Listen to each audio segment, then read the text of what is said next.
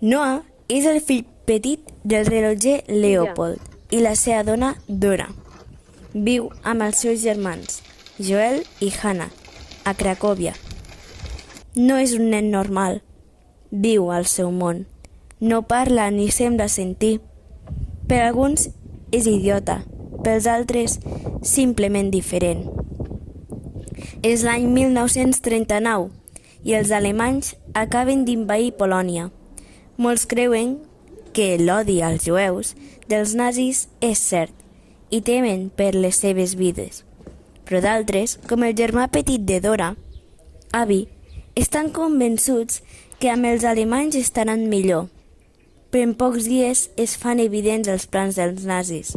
Si us ha agradat aquesta història, us agradarà El cometa de Noah, una història realista que narra les peripècies d'un nen autista a l'època de la Segona Guerra Mundial. És una novel·la que expressa els límits de resistència i coratge. És una novel·la curta però dura. Està escrita d'una forma molt bonica i és un llibre que et farà obrir els ulls. Té 193 pàgines. És de l'editorial Gran Angular. I aquí tenim la fitxa de l'autor, que es diu Rafael Salmerón.